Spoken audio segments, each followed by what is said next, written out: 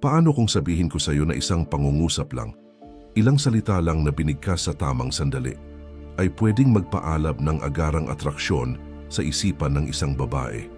Hindi dahil sa itsura mo, hindi dahil sa trabaho mo, kundi dahil ang mga sinabi mo ay tumama sa emosyon niya sa paraang hindi niya kayang balewalain. Paano kung kaya mong magsalita sa paraang mapapatingin siya, mapapangiti ng dahan-dahan at magsisimulang makita ka sa ibang paraan, nang hindi mo kailangang magpanggap o subukang kumbinsihin siya sa kahit ano? Ang 6 na pariralang ito ay hindi panloloko. Mga kasangkapan ito. Nakaugat sila sa sikolohiya, damdamin at walang kupas na dinamika ng tao. At kapag nasabi sa tamang paraan, may natatamaan itong malalim sa loob niya. Kuryosidad, hamon, intriga. Binabaligtad nito ang istorya dahil kapag naintindihan mo kung paano kumukonekta ang mga babae sa emosyon at natutunan mong magsalita sa paraang tumatama sa pinakagitna ng damdamin nila, hindi mo na kailangang habulin ang kahit sino kailanman. Ang bawat pariralang ibabahagi ko ay idinisenyo para maisip ka niya kahit matagal nang tapos ang usapan. Kapag ginamit mo ito ng tama, mararamdaman ng mga babae na may natuklasan silang kakaiba sa iyo at ayaw na nilang pakawalan yon. Pero bago tayo dumiretso sa mga gintong salita, gawin mo muna ang isang makapangyarihang bagay. Suportahan mo ang misyon na to. Pindutin mo ang subscribe dahil sa ginagawa mong yan, hindi mo lang ina-upgrade ang sarili mong buhay, tumutulong ka ring gawing abot kamay ang ganitong kaalaman para sa milyon-milyong lalaking kailangang makarinig nito. Mga lalaking sawang-sawa, nang baliwalain, sawang-sawa sa pagiging kaibigan lang, at sawang-sawa nang hindi mapansin. Kapag sumusuporta ka, lumalago tayo. At kapag lumago tayo, nakakapagbago tayo ng buhay. Iyong buhay, buhay ko at buhay niya. Ngayon, simulan na natin ang mga salitang nagpapakilos sa puso ng babae kahit hindi pa niya alam kung bakit. Parirala una, may kakaibang dating ka. Gusto ko yon. Karamihan sa mga lalaki, iniisip na kailangan nilang purihin ang ganda ng isang babae para makuha ang atensyon niya. Bitiw sila ng papuri gaya ng "ang ganda mo" o "ang sexy mo ngayong gabi" at umaasang may epekto yon. Pero araw-araw naririnig ng babae ang mga salitang yan. Hindi naman ibig sabihin ay ayaw nila ng papuri. Ang problema, karamihan sa mga ito ay walang lalim, puro ibabaw at halatang scripted. Hindi sila nagiging espesyal dahil hindi sila tumatama sa totoong damdamin. Walang spark. Pero kapag sinabi mo ang isang linyang ito, may kakaibang dating, gusto ko yon, biglang bumabagal ang mundo. Nagiging makapangyarihan ang linyang ito dahil tumatama ito sa bahagi ng pagkatao niya na naghahangad ng tunay na pagkilala, hindi lang ng pansin. Ang pagkilalang ganito ay banayad, misteryoso at hindi inaasahan. At pinipilit nito ang isipan niyang gumawa ng isang makapangyarihang bagay. Mag-isip. Magtataka siya kung ano ang nakita mo, ano ang naramdaman mo, ano ang napansin mo. Bubukas ito ng isang loop sa isip niya na hindi basta-bastang magsasara. Sisilip siya sa mga kilos at presensya niya, iniisip, ano kaya yung nakita niya sa akin na kakaiba? Yung paraan ba ng pagkukwento ko, tawa ko, kumpiyansa ko, o yung kaunting kabado ko? At habang ginagawa niya ito, nagsisimula siyang konektado sa sinabi mo. Hindi lang sa isip kundi sa damdamin. Ganyan ang kapangyarihan ng papuring may puwang para sa kuryosidad. Hindi mo sinasabi lahat. Sapat lang ang binibigay mo para magsindi ng spark. At yung misteryo na yan ay lumilikha ng tensyon. At ang tensyon kapag tama ang pagkakagawa ay purong magnetismo. Ngayon, himayin pa natin. Ano ba talaga ang ibig sabihin ng linyang ito? Paano ito gamitin nang hindi tunog corny? Hindi mo ito ginagamit kung kailan lang. Ginagamit mo ito sa sandaling totoo ang koneksyon kapag may binuksan siyang seryosong bagay. Maaring nagbahagi siya ng alaala sa pagkabata o naging animated siya habang ikinukwento ang passion project niya o nagbitaw siya ng kakaiba pero matalinong joke na karamihan ay hindi mapapansin. Doon ka titigil sandali. Hayaang huminga ang sandali. Tumingin ka sa kanya hindi sa creepy na paraan kundi sa matahimik at matatag na enerhiya at sabihin mo ito ng dahan-dahan parang may natuklasan kang mahalaga. May kakaibang dating ka. Gusto ko yon. Ang susi, tono mo. Sabihin mo ito parang may bago kang na-realize. Kung minadali mo o in-over-explain, mawawala ang dating. Ang lakas ng linyang ito ay nasa pagiging understated niya. Hindi mo siya sinusubukang bilibin, pinagmamasdan mo siya. At yun ang bihira dahil ito ang hindi sinasabi ng karamihan. Maraming babayang nakakaramdam ng pagiging invisible sa emosyonal na aspeto. O napapansin sila dahil sa itsura. Pero gaano kadalas silang napapansin sa pag-iisip nila, sa tawa nila, o sa kung paano sila kumikislap kapag may kinukwento silang mahalaga sa kanila. Doon tumatama ang linyang ito. Lumalagpas ito sa pisikal. Parang sinasabi mo, may nakikita ako sa iyo na hindi napapansin ng iba. Pinagmamasdan kita, namumukod tangi ka. At ang pinakamagandang bahagi, hindi lang niya mararamdamang pinapahalagahan siya, gugustuhin niyang ibahagi pa ang mas malalim na bahagi ng sarili niya. Magbubukas siya, magkukwento pa siya, magtatanggal siya ng maskara. Dahil sa wakas, pakiramdam niya ay nasa harap siya ng taong nakakakita sa totoo niyang pagkatao. Hindi lang sa panlabas. Habang lumilipas ang panahon, iuugnay ka niya sa pakiramdam ng pagiging malalim na nakita. At yung emosyonal na koneksyon ay mas malakas pa sa kahit anong pick-up line, papuri o pagpapasikat. Kaya gamitin mo ang linyang ito, pero gamitin mo ng tama. Gamitin mo kapag totoo ang sandali. At sabihin mo ito sa kalmadong paraan ng isang lalaking hindi lang tumitingin kundi nakakakita. Hindi niya makakalimutan ang sandaling yon at hindi ka na rin niya makakalimutan. Woohoo! At kahit hindi man nila lubos na namamalayan, nagiging predictable o paulit-ulit ang ganong enerhiya para sa mga babae. At kalaunan, nakakaboring na rin. Pero kapag tumingin ka sa mata ng isang babae, kalmado, panatag, at may tiwala sa sarili, at sinabi mong, gusto ko ang mga babaeng alam kung ano ang gusto nila, biglang nagbabago ang lahat. Hindi mo na hinahanap ang pag-aproba niya. Hindi mo sinusubukang paibigin siya. Nagsasaad ka ng panlasa ng pamantayan at sa simpleng paglipat ng frame, nagiging mula sa sapat ba ako para sa kanya, tungo sa siya ba ang hinahanap ko? Maliit na pagbabago pero may malalim na epekto dahil ngayon siya na ang nagsisimulang magtanong sa sarili, mukha ba akong kumpiyansa sa paningin niya? Halata bang alam ko ang gusto ko? Pumapasa ba ako sa pamantayan niya? Ang ganitong internal questioning ang mismong nagtatayo ng mas malalim na attraction. Hindi ka lang nagmumukhang mapili, kundi pinapalakas mo rin ang mensaheng bihirang marinig ng mga babae. Hindi ako basta para sa kahit sino. Ngayon ito ang sikolohiya kung bakit tumatama ito ng malakas. Ang mga babae sa malalim na antas ay humahanga sa mga lalaking may linaw. Linaw sa isip, linaw sa layunin, at linaw sa pinapahalagahan. Kaya kapag sinabi mong, gusto ko ang mga babaeng alam ang gusto nila, ipinapakita mo na ang hinahangaan mo ay kalinawan sa iba. At dahil dito, mas naipapakita mo rin ang linaw mo sa sarili mo. At yon ang nagpapalalim sa'yo. Nagiging matatag, maaasahan, bihira, at lubos na kaakit-akit. Pero tandaan, mahalaga ang timing ng paggamit sa pariralang ito. Pinakamabisa ito kapag nagpapakita siya ng kahit anong desisyon o leadership. Maaring matapang siyang umorder sa restaurant, diretso siyang nagbahagi ng opinyon, o sinabi niya kung ano ang gusto niya sa buhay. Doon mo ibabagsak ang linyang to. Tumingin ka sa kanya, bahagyang tumango, at sabihin mo ito na may tahimik na paghanga. Gusto ko ang mga babaeng alam ang gusto nila. Tapos tumahimik ka. Hayaan mong lumutang yung salita. Huwag mong dagdagan ng kahit anong malambot o paumanhin. Hindi mo ito sinabi para sa approval niya. Sinabi mo ito dahil yan ang totoo mong pinapahalagahan, at kapag sinabi mo ito na may kalmadong enerhiya, nakakalikha ito ng isang klase ng emosyonal na gravity. Hinahatak siya palapit sa'yo. Napaka-epektibo rin nito kapag tinanong ka niya, anong klaseng babae ang gusto mo? Karamihan sa mga lalaki, natataranta, sasabihin, wala naman akong type, o yung mabait, malabo, madaling makalimutan. Walang dating. Pero kung kalmado mong isasagot, gusto ko ang mga babaeng alam kung ano ang gusto nila, dalawa agad ang naipaparating mo.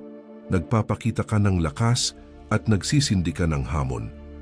Ngayon, siya na ang mag-uumpisang sukatin ang sarili Niyabatay sa pamantayang ikaw mismo ang nagsabi.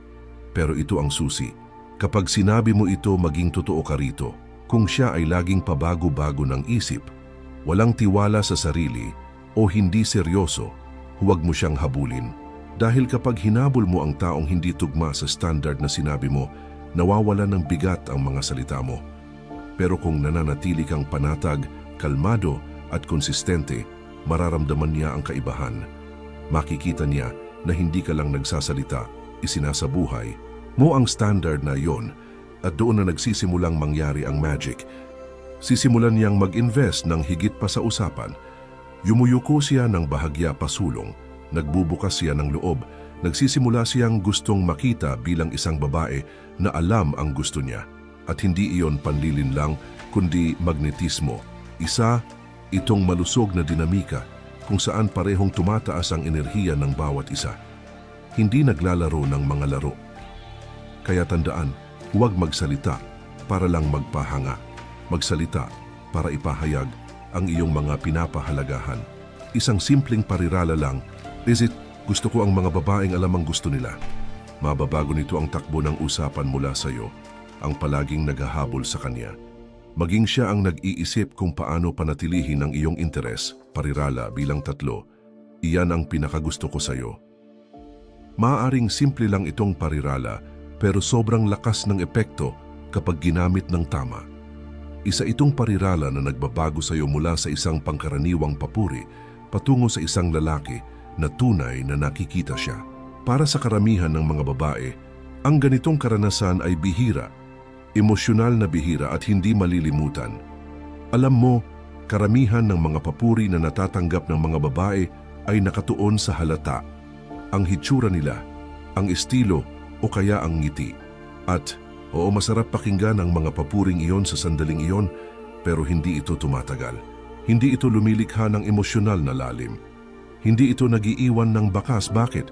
Kasi bawat lalaki napapansin ang nasa ibabaw lang. Hindi kailangan ng galing, insight o emotional na koneksyon para sabihing maganda ka.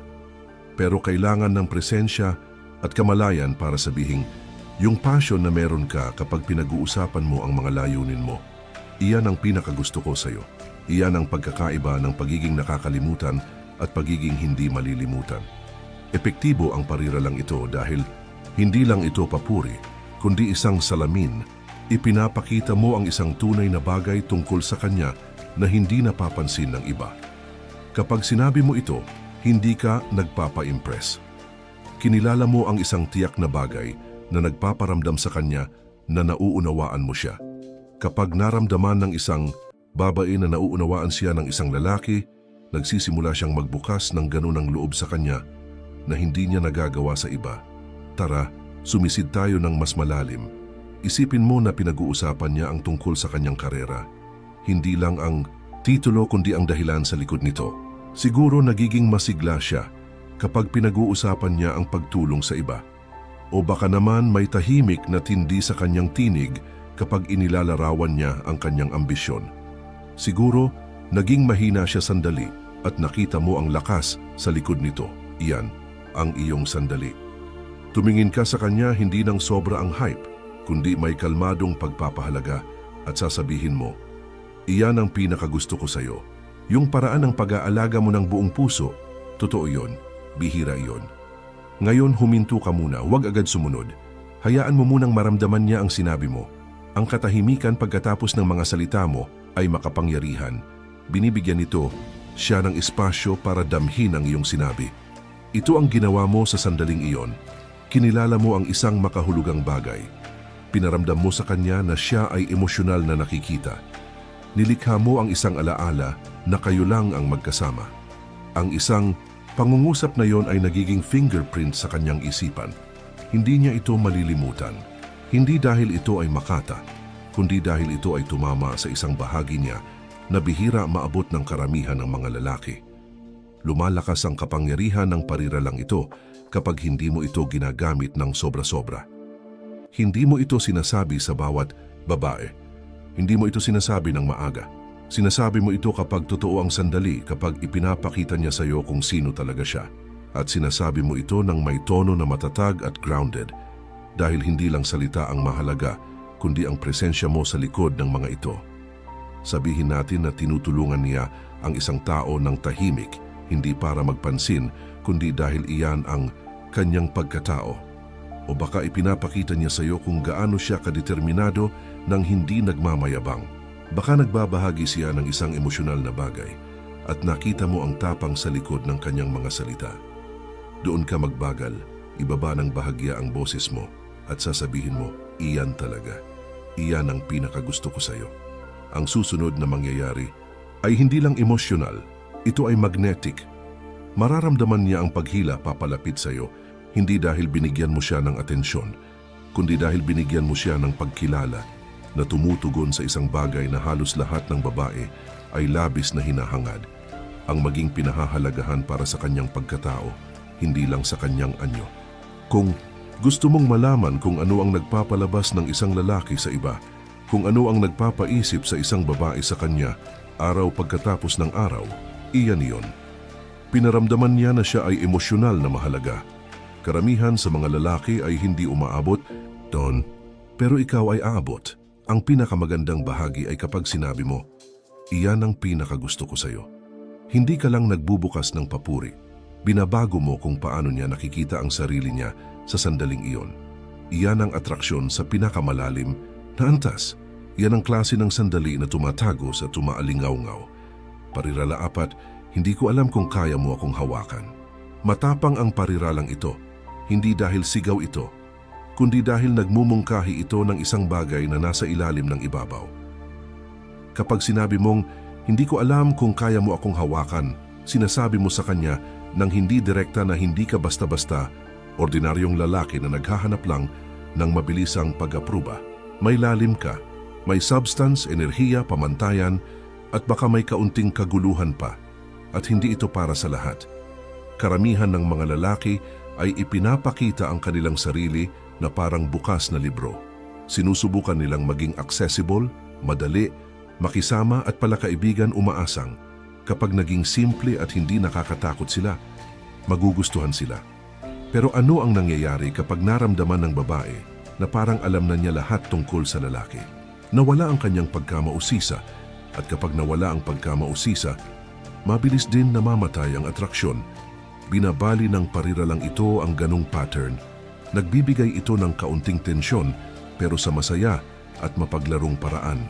Ipinapahiwatig nito na ikaw ay isang hamon at sobrang kaakit-akit iyon kapag ipinapakita ng may kumpiyansa at kontrol. Bakit?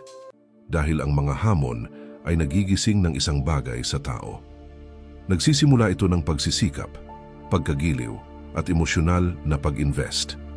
At iyan ang gusto mo. Isipin natin ang eksena, nilalaro ka niya. Siguro sinasabi niyang mahirap siyang mapahanga o baka may confidence siyang sinabi tungkol sa kung gaano siya kakayanan o kung gaano siya katapang. Diyan ka yumuko ng bahagya, ngumiti ng may alam at sabihin, hindi ko alam kung kaya mo akong hawakan, tapos tahimik lang, hayaan mong lumutang muna ang linyang iyon saglit.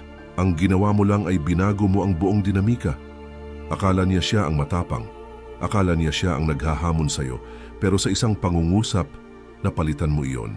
Ngayon iniisip niya kung ano ba ang meron sa iyo na baka hindi niya kayanin. Ambisyon mo ba iyon? Lalim mo? Pamumuhay mo? Emosyonal na intelihensya? Kumpiyansa? Hindi niya alam, pero gusto niyang malaman. Dito, nagiging makapangyarihan ang linya. Hindi dahil sa sinabi nito, kundi dahil sa ipinapahiwatig nito.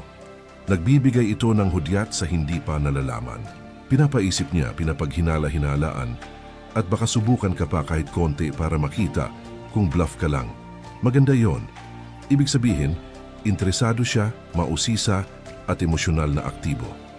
Pero ang pinakamahalagang bahagi, kailangan mong patunayan ito. Hindi mo pwedeng sabihin na, hindi ko alam kung kaya mo akong hawakan, tapos kumilos ka na parang ibang lalaki, nagpapaliwanag ng sobra, naghahabol, naghahanap ng pag-apruba. Dapat tugma ang kilos mo sa sinasabi mo. Ibig sabihin kalmado ka, matatag, at hindi naapektuhan ng reaksyon niya. Alam mo ang halaga mo at hindi mo kailangan na patunayan niya iyon para maramdaman mong mahalaga ka. Ang tunay na ipinapahayag mo ay ito, hindi ako para sa lahat. At ayos lang yon. Hindi ako nandito para maging madali. Nandito ako para maging totoo. Kung gusto mo lang ng panlabas, may mas madaling pagpipilian. Pero kung gusto mo ng lalim, hamon at tindi, dapat handa ka. Iyan. Ang nilalaman ng pariralang ito, hindi ito kayabangan, pili-pili ito. Kumpiyansa sa iyong pagiging komplikado. At ito ay magnetic. Kung handa siya, kung interesado siyang sumilip at tuklasin ang ibig mong sabihin, doon nagbabago ang dinamika pabor sa iyo. Kasi ngayon siya ang nag-i-invest. Siya ang naghahabol sa pakiramdam. Siya ang pumapasok sa mundo mo, hindi ikaw sa kanya. Kaya huwag mo lang basta sabihin ito ng pabaya. Gamitin mo ito kapag tama ang timing. Sabihin mo ito nang may kalmadong katiyakan. Hayaan mong dalhin ng mga mata mo ang bigat ng sinasabi mo. Tapos hayaang umupo siya sa katahimikan ng sandali at panoorin ang susunod na mangyayari. Parirala 5, hindi ako ganoon kadali. Hindi lang ito isang matalinong sagot, isang banayad at makapangyarihang pahayag ito ng iyong halaga. Sinasabi nito sa kanya ng walang kapal ng ego na hindi ka basta sumusuko sa unang palatandaan ng atensyon, bihira ang mensaheng iyon. Bakit? Kasi karamihan ng mga lalaki ay hindi napapansin kung gaano kabilis nilang ibinibigay ang kanilang sarili. Isang papuri lang, isang ngiti mula sa babae, at nagmamadali na silang mapasaya siya. Nagsisimula silang humabol kahit wala pang dahilan. Sa sandaling iyon, nagbabago ang halaga ng usapan. Siya ang nagiging tagapagdesisyon kung karapat-dapat ka, at nagiging isa ka lang sa mga lalaki na gustong magustuhan. Pero kapag kalmadong sinabi mo, hindi ako ganoon kadali, nagbabago ang lahat. Bigla kang hindi na nagre-react, hindi ka nadadala ng kanyang charm o mga laro. Kalmado ka, sentro, at hindi natitinag. Hindi dahil ayaw mo siya, kundi dahil alam mo ang halaga mo. Hindi mo ito basta binibigay dahil may nagpapakita ng interes. Ang kalmadong pagtutol na iyon ay labis na kakitakit. Ang ganda ng pariralang ito ay magaan ito sa ibabaw. Pero sa ilalim ay may dalang enerhiya ng disiplina at pagpili. Sinasabi mo, hindi ko basta binibigay ang atensyon, oras o pag-apruba ko. Kailangang paghirapan at nakakabighani ang ideyang iyon sa tamang klase ng babae. Tungkol naman sa pagbigkas, gamitin mo ang pariralang ito kapag nilalaro ka niya, sinusubok ka o kapag gumawa siya ng pa-flirt na kilos, umaasang matunaw ka. Sa halip na mag-react ng desperado o tumawa ng nerbyoso, manatili kang matatag, tumingin sa kanyang mga mata. Hayaan mong may munting ngiti na magpakita sa mukha mo at nang may kalmadong kumpiyansa sabihin, hindi ako ganun kadali, tapos huminto ka. Huwag magmadali, huwag mag-backtrack o magpaliwanag ng sobra. Hayaan mo lang na manatili iyon sa hangin sa sandaling iyon ng katahimikan, doon nangyayari ang mahika. Umiikot ang isip niya. Tinulak ba niya ako pabalik? Tinutulan ba niya ako? Seryoso ba siya? Kahit ipakita niya o hindi, may maliit na spark ng emosyonal na tensyon sa loob niya. At iyan ang atraksyon. Ang ginagawa mo talaga ay nagtatakda ka ng hangganan ng may alindog. Sinasabi mo na hindi dahil maganda o charming siya, automatic na may access siya sa'yo. Ipinapaalam mo sa kanya na may presyo ang presensya mo. At ang presyong iyon ay pagsisikap, katapatan, respeto at tunay na interes. Bihira ang ganitong klaseng pananaw at tanging mga lalaking may mataas na halaga lang ang nabubuhay dito. Ngayon lalalim pa tayo. Bakit ito epektibo lalo na sa mga romantiko o pa-flirt na sitwasyon? Kasi kapag nakikita ng babae na may pagpipilian ng lalaki pero pinipili ang pagiging piliin, ipinapakita nito ang kontrol. Ipinapakita nito ang lakas. Ipinapakita nito na hindi siya emosyonal na nangangailangan, hindi siya adik sa pag-apruba at hindi siya natitinag dahil lang may nagpapakita ng interes sa kanya. Sa halip na humabol ng pag-apruba niya, sinusuri mo rin siya gaya ng pagsusuri niya sa iyo. Kapag pinapadala mo ang enerhiyang iyon sa masaya, mapaglaro at hindi depensibong paraan, nagiging siya ang lalaking interesado siya. Nagiging siya ang lalaking kakaiba, ang lalaking maaring may mas malalim pa sa nakikita sa ibabaw. Totoo yan, kakit-akit ang misteryo, pero ang misteryo na walang kumpiyansa ay parang kawalan ng seguridad. Ang misteryo na may kalmadong, matatag na kumpiyansa ay hindi mapipigilan. Isa, pangpaalala. Huwag gamitin ang linyang ito bilang isang script o taktika lang. Gamitin ito bilang pagpapahayag ng iyong pananaw sa buhay. Totoo kang hindi ganoon kadali. Totoo kang may mga pamantayan. Kapag namumuhay ka sa katotohanan iyon, kapag hindi lang ito basta linya, dadalhin nito ang napakalaking emosyonal na bigat kapag sinabi mo, kaya sa susunod na sobra ang kumpiyansa niyang lumapit. Sa susunod na akala niya hawak na niya yung puso mo ng walang effort, ngumiti ka lang at dahan-dahang sabihin, hindi ako ganoon kadali. Panoorin mo ang mangyayari. Panoorin mo kung paano siya magsisimulang magsikap para sa atensyon mo. Hindi yung ikaw ang palaging naghahabol. Kung mamaster mo ang 6 na parira lang ito, hindi lang kung ano ang sasabihin, kundi kung paano ito sasabihin, may magbabago. Mas magiging madali ang mga usapan. Mas lalapit ang mga babae. Mas makikinig sila ng iba. Mas mararamdaman nila ng iba. Hindi ka na maghahanap na maalala ka. Hindi base sa dami ng sinasabi mo, kundi sa vibe mo. Kapag natutunan mong magsalita mula sa ganitong antas ng matatag, na lakas magsasalita ang presensya mo bago ka pa man magsalita. Kung nakatulong ito sa'yo, suportahan mo ang misyon. Mag-subscribe dahil nandito ito para bigyan ka ng tunay na kapangyarihan, hindi puro salita lang. Sa tulong mo, maaabot natin ang libu-libong kalalakihang nangangailangan nito. Mga lalaki na handang tumigil sa pagtanggap ng kung ano ang meron at magsimulang umangat.